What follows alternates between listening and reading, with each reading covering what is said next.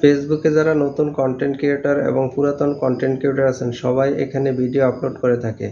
কিন্তু একটা সময় দেখা গেছে যখন আমরা ভিডিও আপলোড করতাম তার কিছুদিন পর ফেসবুক এখানে বিভিন্ন ইস্যু ধরিয়ে দিত যে আমার এই ভিডিওর মধ্যে ফেসবুক গাইডলাইন বিরুদ্ধে আমি কোনো কথাবার্তা বলেছি, অথবা আমি যে ব্যাকগ্রাউন্ড মিউজিকটা ব্যবহার করছিলাম সেটা তখন আমাকে কপিরাইট দেখায় না, কিন্তু কিছুদিন পর আমাকে কপিরাইট ক্লেম ধরিয়ে দিত। কিন্তু বর্তমানে আমি যখন কোনো ভিডিও আপলোড করব ফেসবুকের নতুন আপডেটের কারণে আমি এখনই বুঝতে পারবো যে আমার এই ভিডিওর মধ্যে কোনো রকম ইস্যু অথবা কোনো কপিরাইট আছে কিনা।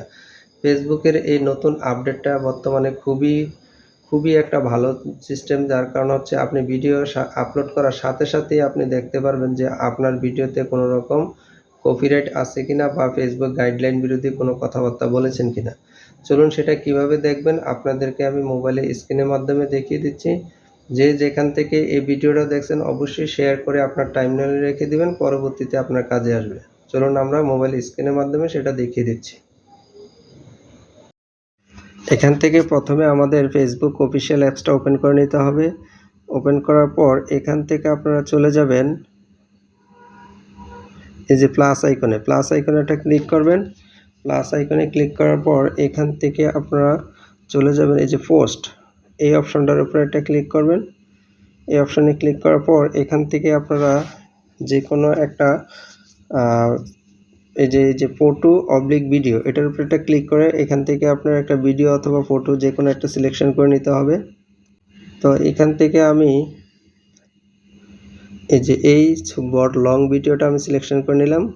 নেওয়ার পর এই যে উপরে লেখা আছে যে নেক্সট অপশন, এটার উপরে আমরা একটা ক্লিক করে দিব।